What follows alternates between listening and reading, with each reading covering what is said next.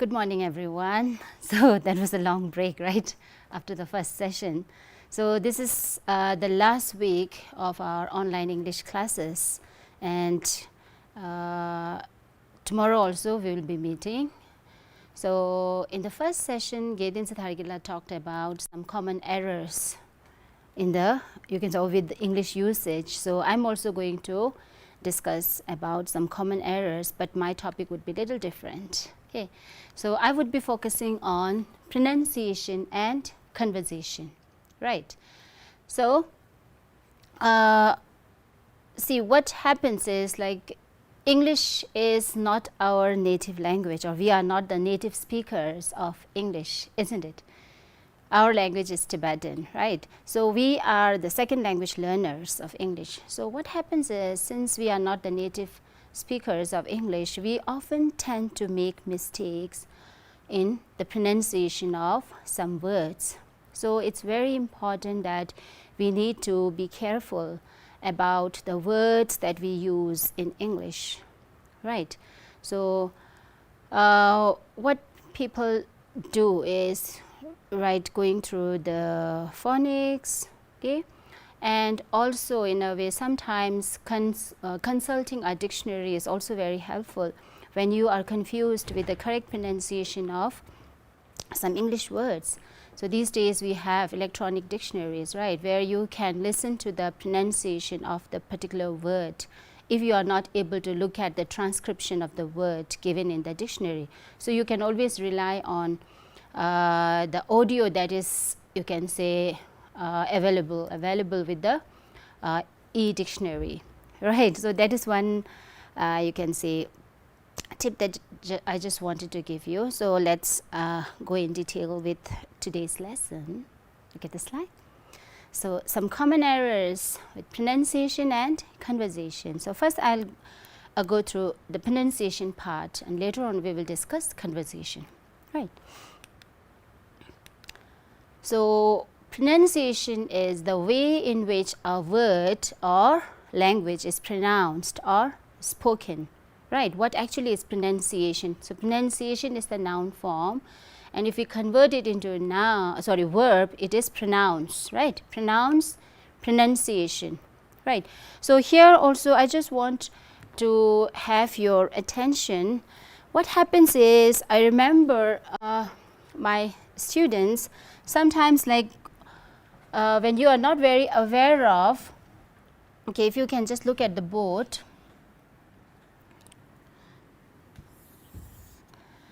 So what happens is, sometimes, like, you know the word pronounce, right? You know the word pronounce. So what happens is, in order to convert this into noun, students sometimes make this mistake by writing the noun form like pronunciation, which is wrong. Okay.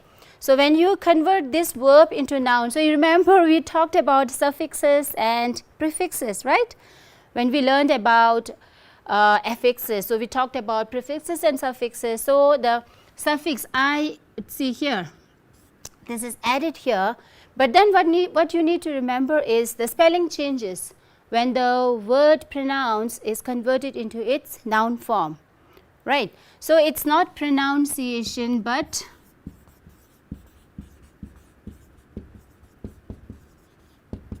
pronunciation. And that is why, see, if you are not very careful about this particular word, so you may make mistakes saying, rather than pronunciation, you may end up saying pronunciation.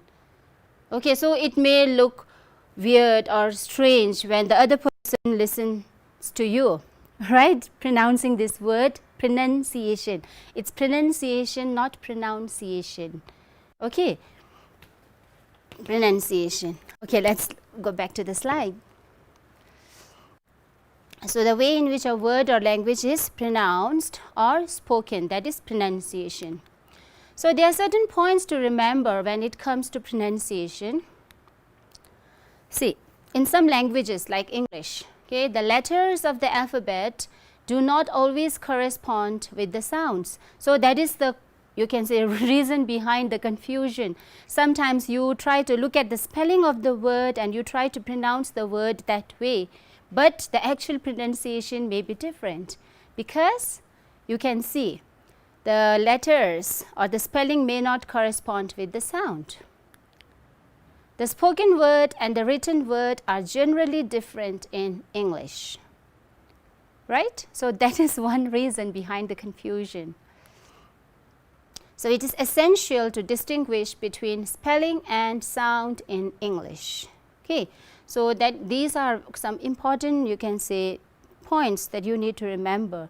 Not all the words that you see can be pronounced the same way in which it is spelled. Okay.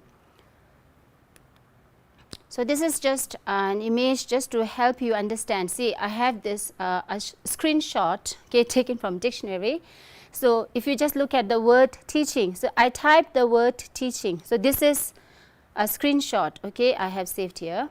So I typed the particular word teaching in dictionary, right? And what do you get? You can see the word teaching, isn't it? And what else do you see? See, you can see the word teaching, sorry. Okay, you can see the word teaching here, and just below the word teaching, what do you see? There's a transcript of the word teaching. Okay, this tells you how the word has to be pronounced.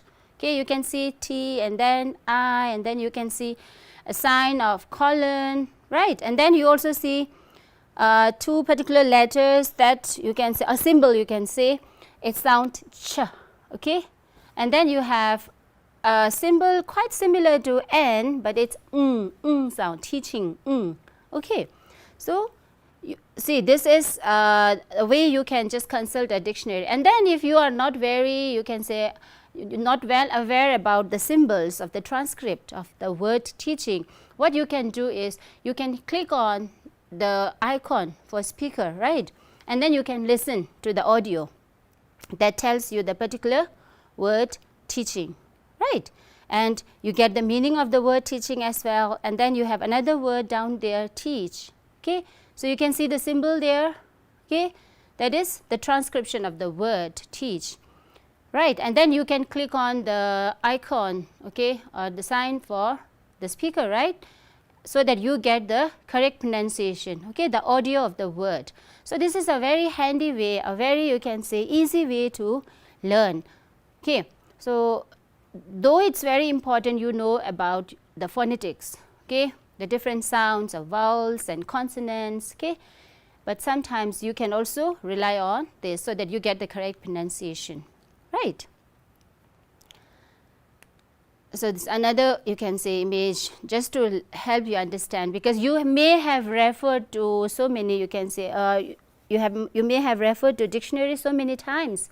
Okay, so the dictionary may be a hard book you have in your hand, or you may have referred to some e-dictionary, that is electronic dictionary that is available in your smartphones or in your computer.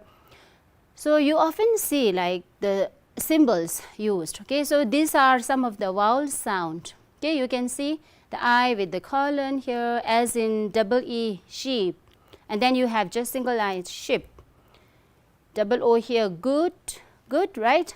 So you can just look at the symbol, and then you have, so you all know, right, the difference between vowels and consonants, right. We have just 5 vowels and the rest are all consonants, right, in alphabet, in the 26 alphabet that you have in English.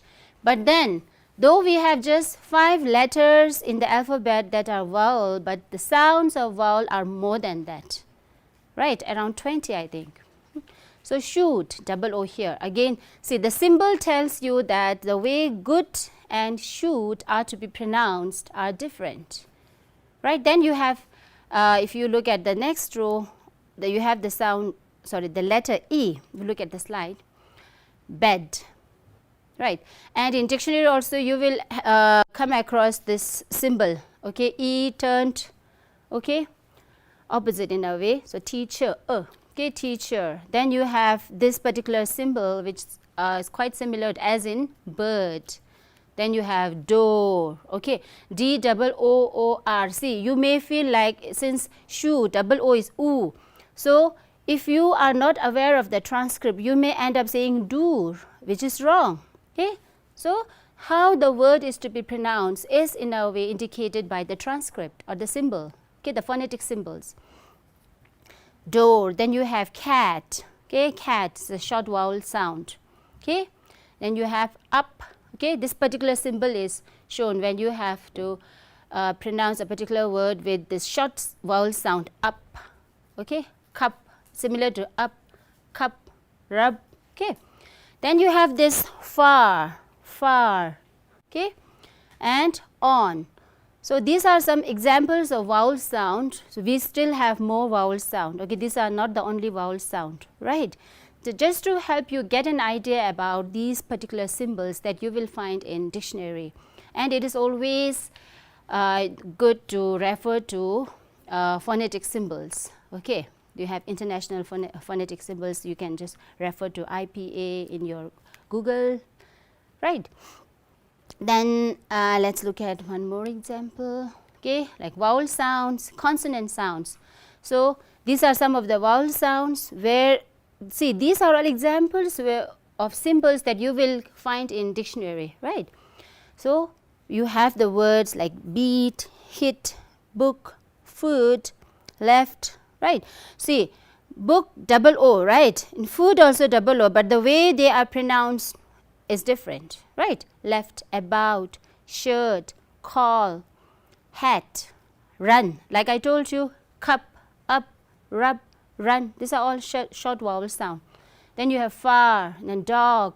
And then you look at the consonant sounds on the right. Okay, you have pin, p, bin, to, do, caught, got, church.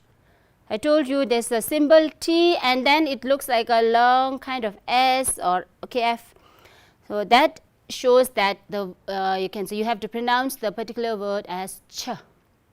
And then when you find D and a symbol that looks like the lowercase z or z, okay, it's j. Okay, judge, judgment, jury, judge, j. Okay, this is a j sound. Then you have fan, van, right? And the next symbol is like, I don't know if you have happened to see this in maths. Okay, I don't know, see, you are all in class 5 to 8. I don't know, you have still to learn about theta, right? That particular symbol. Okay, in maths you have this, okay, theta, think, I think. Okay, so when you happen to see this particular symbol, your pronunciation would be like, I think. See, your upper incisors and your tongue, and then you need to blow air through the space. Think, think, theta. Okay, think, I think. And then next one, if you look at the slide, this one is little different. Okay, though it's th. Okay, the. We don't say th, it's the. So if you look at the symbol, you can easily identify. Okay, think, thought. The second one, the, this, that, th and the.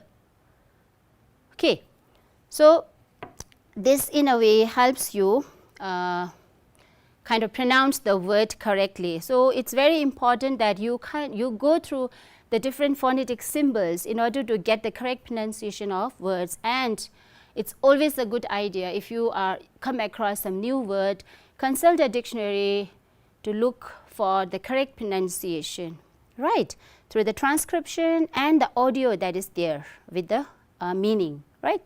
So let's look at some examples. We all know, right, the 5 vowel sound. We have A, E, I, O, and yes, did I hear you? Right, A, E, I, O, U. So just to help you, just to give you one formula to find out or differentiate short vowel sound and long vowel sound. See, if we have the word M-A-D, mad, right, mad. So this is a short vowel sound, okay. So usually you find the symbol, okay, to just to differentiate, okay. This is the vowel, right, mad. Then we can have net, okay, pet, net, okay, bet, okay. So then you have, okay, I can write bet or B-E-D, bed as well. Okay, bit, okay. From O, okay, not, okay, let's say tap. See, so the similarity in all these words, okay, see, all these are, you can say, short vowel sound, okay. Mad, bet, bit, not, tub, right.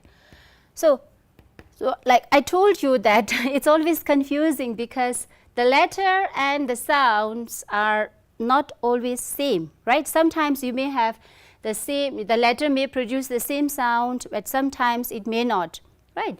So like A, we have A, B, okay, but it's mad, it's a little different, right. Then you have E.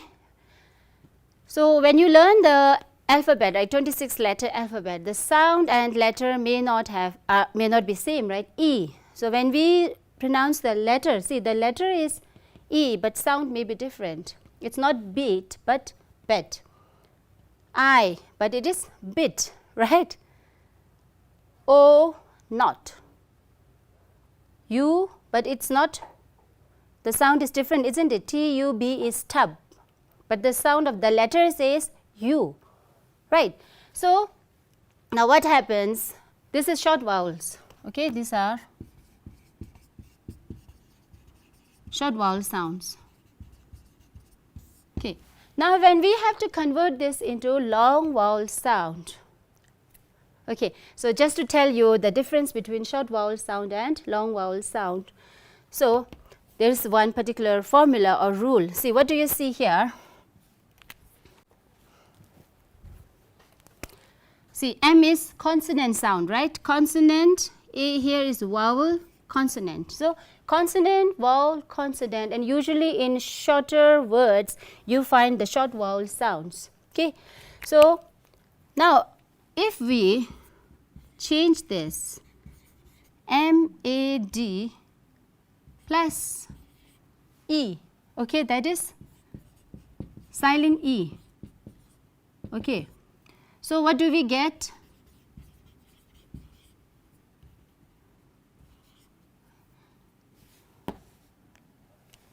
Is the pronunciation same as mad? Yes?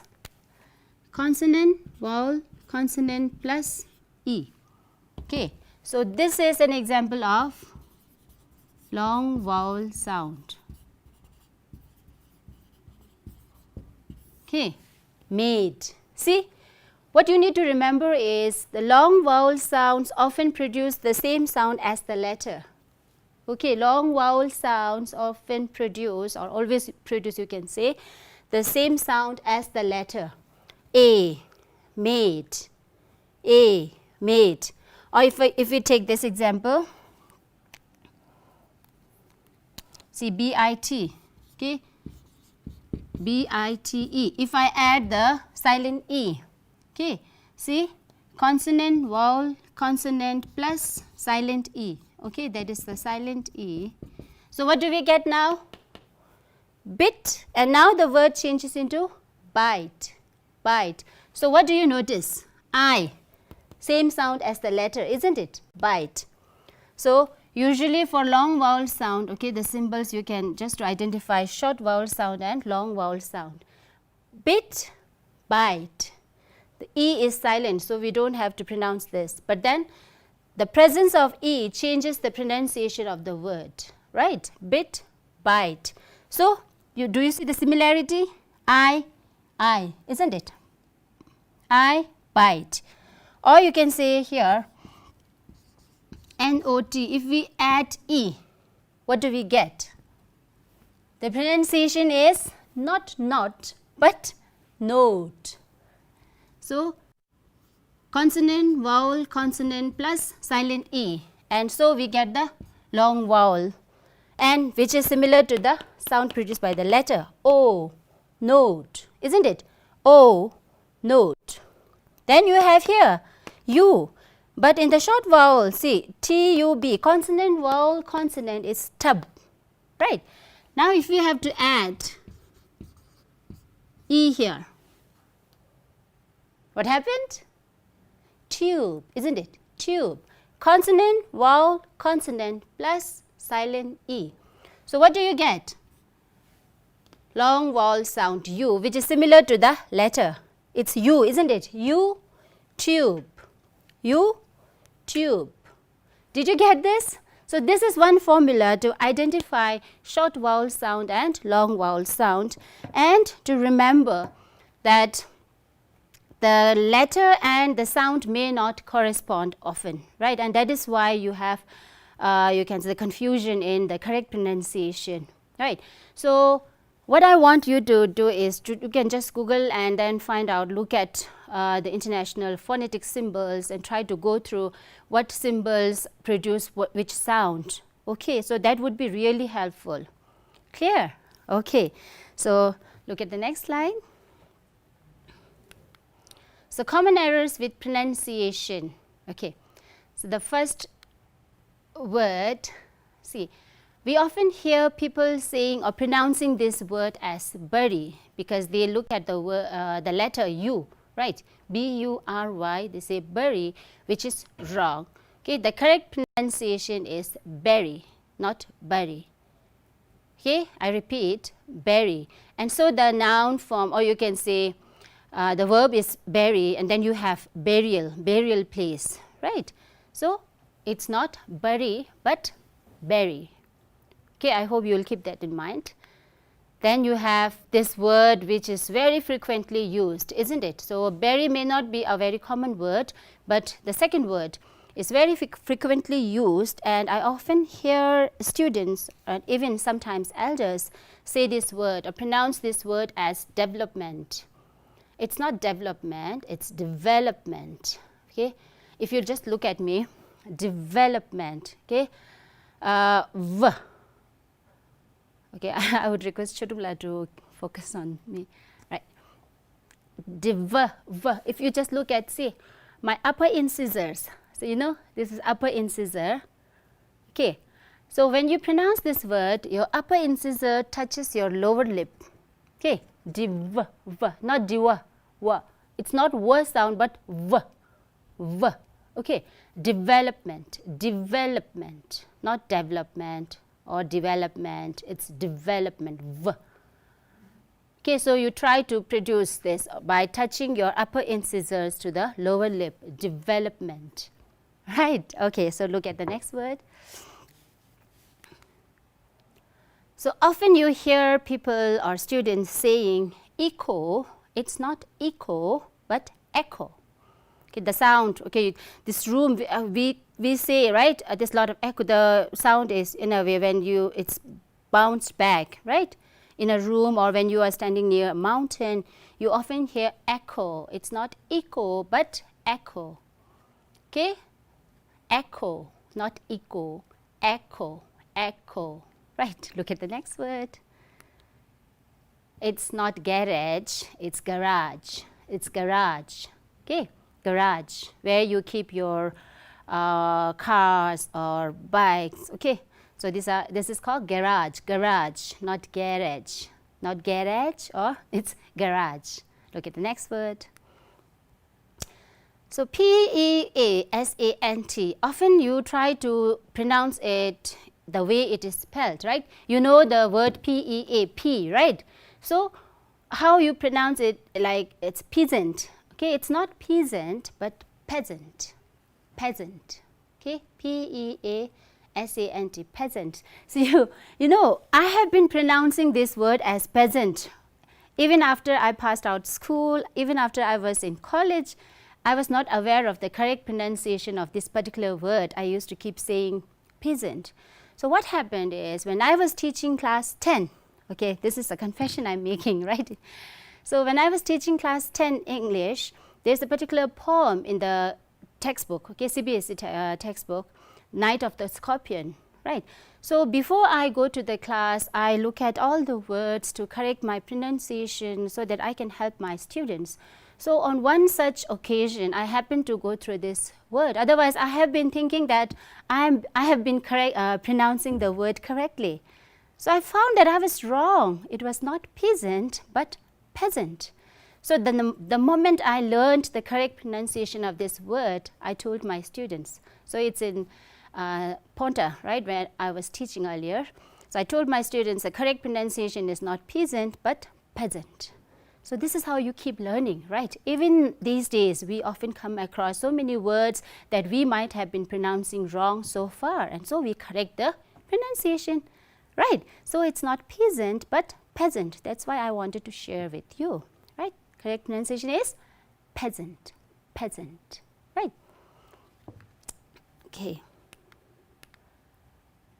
So this is one of my favorite words when it comes to pronunciation. I keep telling my students, it's not recognize. Often you find or you hear people saying recognize, recognize. It's not recognize, it's recognize, okay, recognize, right? I repeat, recognize and not recognize. Recognize is wrong pronunciation or incorrect pronunciation. It's recognize, right? Recognize. Or you can use S or Z, right? Z or Z, right? Recognize. Next one, again one of my favorite. My former students might be remembering these words, right? I keep stressing. So many years back, I used to stress on these words in class. It's not restaurant, it's restaurant, restaurant, okay? Not restaurant, but restaurant. So the American and British pronunciation may be a little different if you just consult a dictionary later on and then look at the American pronunciation as well as the British pronunciation. You will find there's a little difference, okay? So I'm using one of the pronunciation, restaurant, not restaurant, restaurant. You may find in one, you can say the accent, in one of the accent you may find that restaurant kind of stress, not too much, right? But I prefer using restaurant, okay? So both are in a way correct, but not restaurant, okay? And this one, a word that we have in a way taken for granted, thinking that we have been correct, you can say we have been pronouncing the word correctly, okay? You often hear students or even people saying strength. Have you heard? Oh, how do you pronounce this particular word? Tell me. Do you pronounce it as strength? Let me tell you, it's strength, not strength. Strength, sound, not strength. Strength, if you say strength, what you will find is your upper incisor touching your tongue, right? But sound, you don't find the upper incisor touching your tongue. Strength, strength, not strength. Ng, sound, okay? Like you have nga, okay, strength, not strength. I repeat, strength, strength, strengthen. Okay, the next word. After strength, you have length, same, okay, it's not length, okay? A lengthy discussion, we hear people saying lengthy, it's not lengthy, length, like strength, length, strength, length. I hope you got it clear, right? Length. Next. T-O-M-B. How to pronounce this? What did I hear? Are you saying tomb? Tomb? It's tomb. Tomb. B is silent. Tomb. Tomb, not tomb. You don't need to stress on the letter B or B sound, B sound. Okay, tomb. Right, tomb. In the same way, you have womb. Womb. You have stayed in your mother's womb for 9 months, right? Womb. So what you need to remember is tomb, womb let me just tell you. See, when a word ends in B, okay, when a word ends in B, okay, followed by M, okay, like to, womb. So, whenever you find B is at the end of a word and just after the letter M, B is silent. You don't need to stress on the sound B, okay, tomb, womb. So, B is silent. Will you remember that? Whenever you find B at the end of a word just after M, please keep in mind B is silent. Okay, so tomb, womb, okay. Next. In the same way, this particular word, you hear grown-ups talking about, okay, you have some sort of problem in the tap, your tap water is not running, maybe there's leakage in your bathroom. So, you often call, you hear people saying plumber, isn't it? You hear people saying, I'm going to call the plumber, which is incorrect. Okay, the correct pronunciation is plumber, not plumber. B is silent here. Okay, plumber, plumber, not plumber. Plumber is incorrect pronunciation. The correct pronunciation is plumber, plumber, right? Okay, next. Okay, so there are two words, okay, usually you find in class. I have been telling my students also, Q-U-I-E-T and Q-U-I-T-E, totally different in meaning as well as pronunciation. But sometimes students are confused with the correct pronunciation of these two words. Okay, so the first one is quiet. Please be quiet. We don't say quiet. Okay, please be quiet because E is before T, right? And the second one is quiet. That's quite enough, right? Meaning is different. And what do you find? The pronunciation is also different. Quiet, quiet. Okay? Then, what is this? It's the name of a vegetable, right? You often find the green leafy vegetable, which is very good for your increasing your hemoglobin count in blood. It's a rich source of iron. Okay, and this is not spinach but spinach, spinach. Okay, though you will find A, N-A-C-H, but the correct pronunciation is spinach. Okay, next. So, this is something common with younger kids, younger students, right, grade 3, 4, 5. So, when you have just started learning English, you are often confused with the correct way of pronouncing verbs that end with ed, okay, the past tense ending, the regular verbs, okay, where the past tense is, for the past tense, we need to add ed, right. So, this is something I found during my visits to different schools. The younger kids often get confused, okay. So, what happens is they keep on adding an extra syllable when actually there is no need. Okay, so let's look at.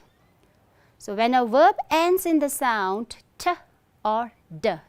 Okay, so what you need to remember is verbs ending with ed, okay, can be pronounced in 3 different ways, right? The first one here, when a verb ends in the sound t or d, okay, ed is pronounced as id. So, here we need to make an extra syllable, right? We need to add an extra syllable, t. See, look at the word sound. I am talking about sound, right? T and d sound. Example, decide. See, the final letter is E, but E is silent here. So, the sound in which this word ends is d, decide. So, when we are writing the past tense of this particular word, we add ed, and the way we have to pronounce is decided, it, as if it's id, decided, decided. So, decide is a 2-syllabic word, so it becomes 3-syllabic word, right? Decide, decided, d sound. And the second one, t sound, right? Visit, t, visit, visited, visited, right? Then, when a verb ends in a voiced sound other than d or t, so d and t is exception, are exception I should say.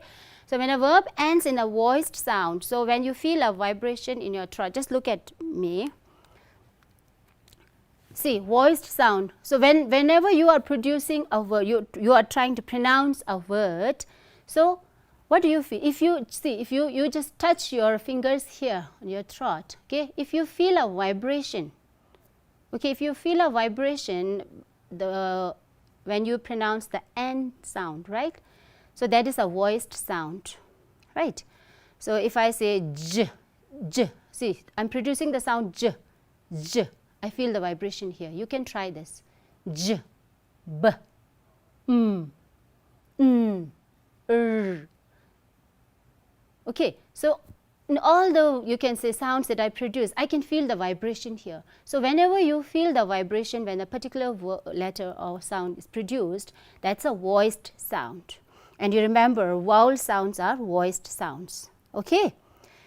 So you need to identify voiced and unvoiced sound. Unvoiced sounds are, you don't feel the vibration here on your throat. Okay, you can just try that. Clear? Let's look at the slide. So ed is pronounced as d. So whenever you have the vibration, when a verb ends in a voiced sound, ed is pronounced as d. Okay. Call, I feel the vibration. So it's called, d, called. The past tense is amaze, z, I feel the vibration. Amazed, it's not amazed. See, young children often make mistake. They say amazed, which is wrong. Okay, it's amazed, d. Okay, amazed. I feel the vibration, right? So it's d sound, earned, earned. Then the third way is when a verb ends in an unvoiced consonant sound. Okay, so vowel sounds are always voiced sounds. Okay, so some consonant may be voiced or unvoiced. So unvoiced consonant sounds is when you don't feel any vibration in your throat. So the ed is to be pronounced as t instead of d. Okay, so ed is pronounced as t. Talk, k. Just say, try to say k. Touch your fingers on your throat and check if you feel a vibration or not. K, k, k. No vibration. K, k. There's no vibration, so the past tense is talked, not talked. Talked is wrong. Okay, talked, talked. K, k. No vibration. Okay, you can try that. Okay, look at the slide. Then you have finish, sh, sh. Again, touch your fingers on your throat, sh, finish, sh, sh, no vibration. So this is unvoiced consonant sound. Finish. So the past tense would be pronounced as finished, finished, finished. Miss, s, s. Say the sound s, produce the sound s, and you will feel no vibration. S, missed, missed, t, missed, kissed.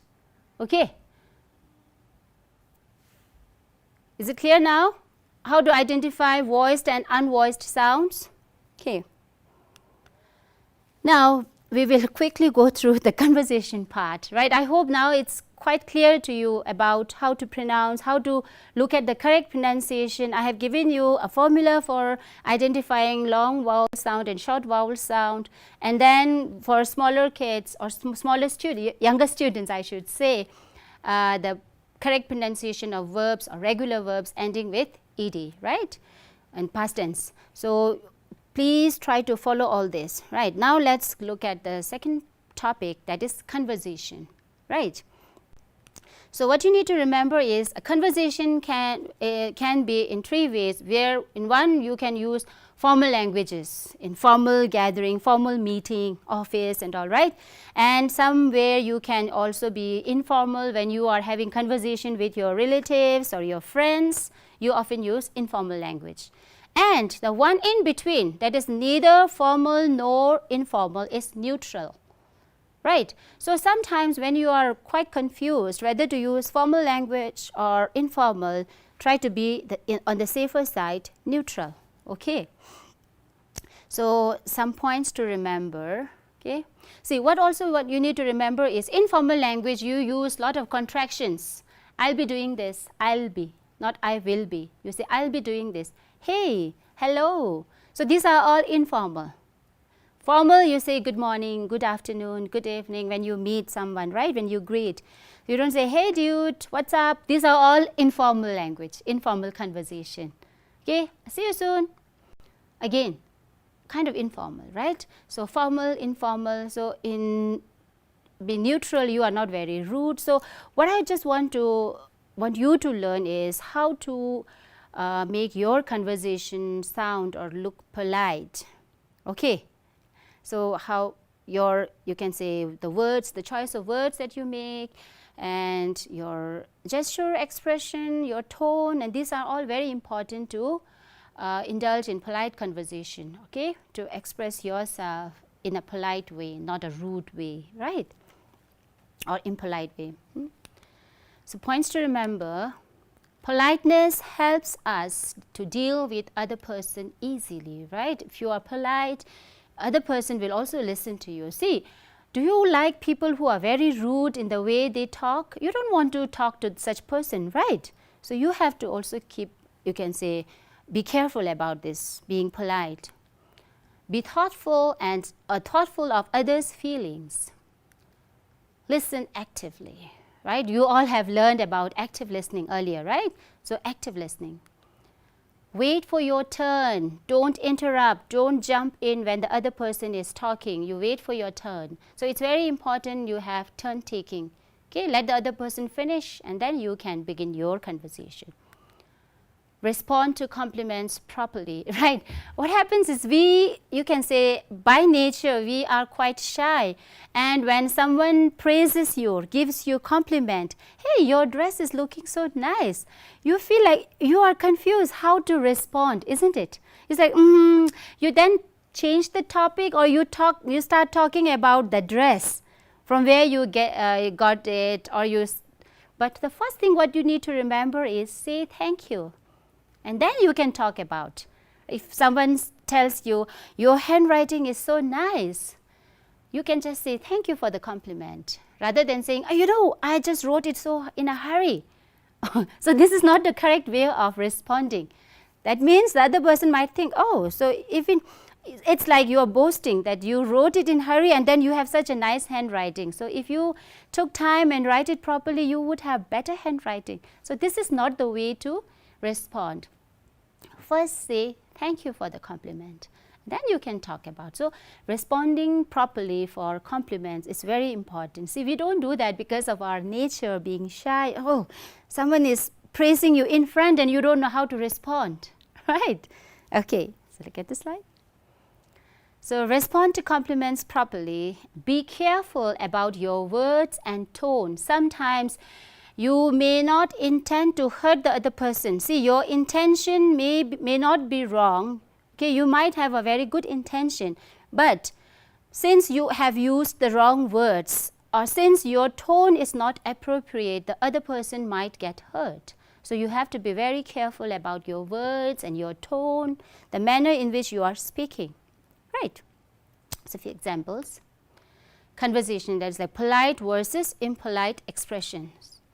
So often you have been using these words like can versus may, can or may. Sometimes you are confused whether to use the word can or may, right? These are the models. Can I borrow your pen? Can I borrow your pen? Is not polite, okay? Rather you should be saying, may I borrow your pen? May I borrow your pen? It's more polite. So when should we use the verb can? See, when you mean to be able to do something. So this is something you can try with your friends, but not with others in a way. Okay? And here, since you are asking for permission, right, you have to use the verb may. Okay? Use the verb may when you ask or give permission. You may use it. Okay? If you are granting permission, of course you may use it. See, someone tells you, may I borrow your pen? Of course you may, right? Can versus could or would, which is more proper, more polite.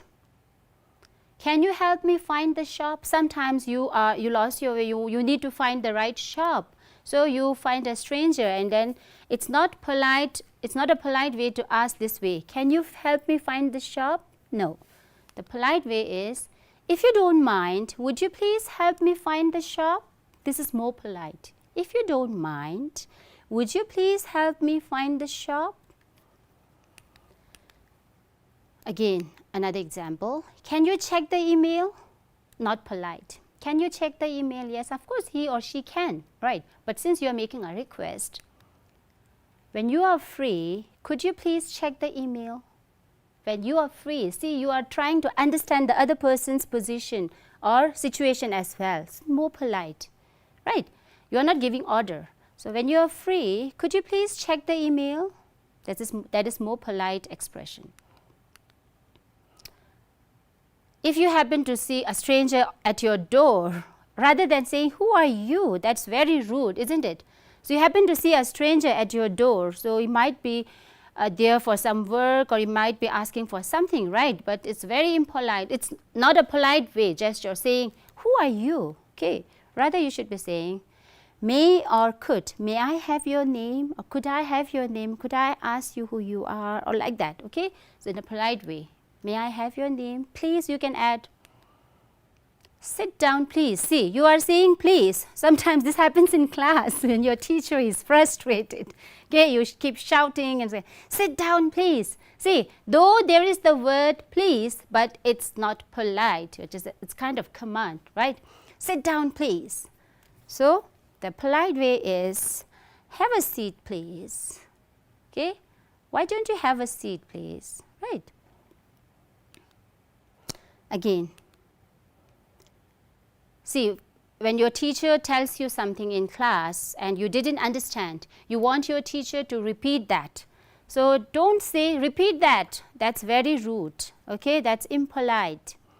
Rather, you should be saying, could you repeat that, please? Could you repeat that, sir? Could you repeat that, ma'am? Okay, rather than saying, repeat that, please. Okay, could you repeat that, please? Can you open the door? Impolite. Would you mind opening the door? Would you mind opening the door? Rather than saying, can you open the door? So what I want you to do is always try to be polite in your manner, in your behavior, and expressions. So be careful about the words you choose when you are conversing with someone, when you are having conversation, or when you are talking, and your tone. Okay, so these all leaves a wrong impression or impact on the other person if you are not careful about your expression, your behavior, your tone, your manner in which you speak. So you have to be very careful about being polite in your conversation. And so after this, Gitin Thargila will be taking his second session of the day, and I'll see you after Gitin Thargila's session. So meanwhile, I want you to please try to look at, or you can say, think about all the things I told you in this session. Thank you.